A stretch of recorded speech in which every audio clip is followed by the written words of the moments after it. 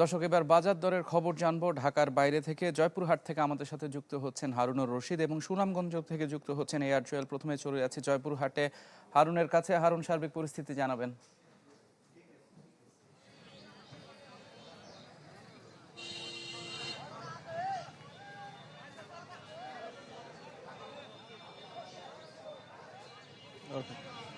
ইফতি, জয়পুরহাটের বাজারগুলোতে যে সবজিগুলো কিন্তু সরবরাহ বৃদ্ধি পেয়েছে, আর বৃদ্ধি পাওয়ার কারণে গত এক সপ্তাহে যে সবজির দামগুলো ছিল তার সাথে কিন্তু প্রতি কেজি সবজি সেগুলো কিন্তু 10 থেকে 15 টাকা এবং 20 টাকা কমে এসেছে।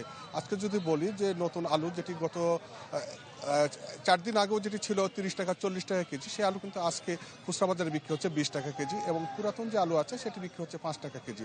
এছাড়া কিন্তু বাজারে নানা ধরনের সব ধরনের সবজি কিন্তু এখন সরবরাহ বৃদ্ধি পেয়েছে। তো এখন আজকে যে ফুলকপি বিক্রি হচ্ছে 1 পিস 20 টাকা, বাঁধাকপি 20 টাকা, কাঁচামরিচ বিক্রি হচ্ছে 100 টাকা কেজি দরে, টমেটো 70 টাকা কেজি, সিম বিক্রি হচ্ছে 25 থেকে 30 টাকা কেজি দরে, আর মিষ্টি কুমড়া সেটি বিক্রি হচ্ছে 25 টাকা কেজি দরে। ধনিয়া পাতা এটি কিন্তু দাম একদম কমে 20 টাকা কেজি, পালং শাক 20 টাকা কেজি, পুঁই শাকও 20 টাকা কেজি, বেগুন বিক্রি হচ্ছে 30 টাকা কেজি দরে।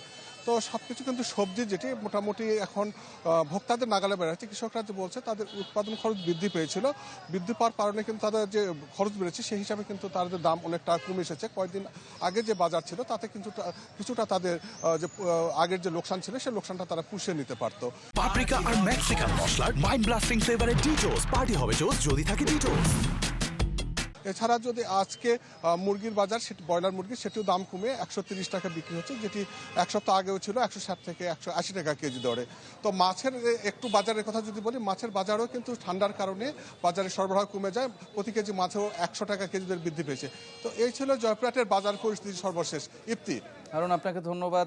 চলে যাচ্ছি সুনামগঞ্জে। জুয়েল, আপনি শুনছিলেন সুনামগঞ্জে ওখানকার সেখানকার বাজার পরিস্থিতি জানাবেন। আমরা জানতে পেরেছি জয়পুরহাটের সবজির সরবরাহটুকু বেড়েছে।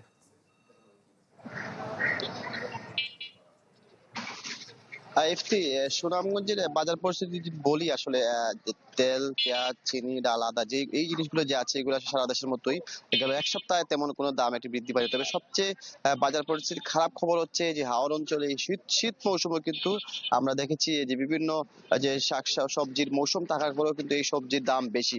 আমরা বাজার ঘুরে দেখেছি যে এই সুনামগঞ্জের যে নর্মালি যে নিত্য প্রয়োজনীয় যে তেল 195 টাকা লিটার, পেঁয়াজ 50 থেকে 75 টাকা, চিনি 100 টাকা, ডাল 90 টাকা, রসুন 70 থেকে 150 টাকা পর্যন্ত বিক্রি হচ্ছে।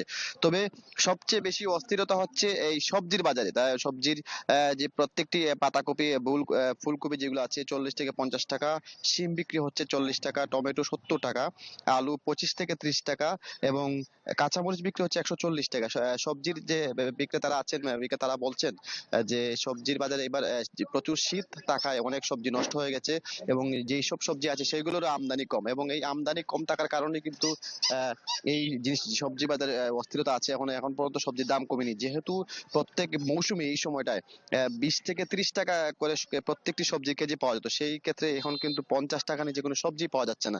এই কারণে কিন্তু সুনামগঞ্জে সবজির বাজারে চড়া দাম সবগুলো জিনিসই, এবং তারা বলছেন যেগুলোর আমদানি কমে থাকার কারণে কিন্তু এই সবজির বাজারগুলোতে সেই দাম আছে। আমরা দেখেছি বেগুন দেখেছি 40 থেকে 70 টাকা পর্যন্ত কেজি বিক্রি হচ্ছে, টমেটো বিক্রি 70 টাকা। যেই সময় এই হাওর অঞ্চলে এই মৌসুমে টমেটো 10 থেকে 15 টাকা কেজি বিক্রি হতো, সেই টমেটো এখন পর্যন্ত 70 টাকা কেজি বিক্রি হচ্ছে, যার কারণে সবজির বাজারে একটা অস্থিরতা আছে। এবং যারা ক্রেতারা আছেন তারা বলছেন যে শীত মৌসুমে কিন্তু হাওর অঞ্চলে এই সবজির যে চড়া দাম, যার কারণে অনেকটা ভোগান্তিতে আছেন এই হাওর অঞ্চলের মানুষজন।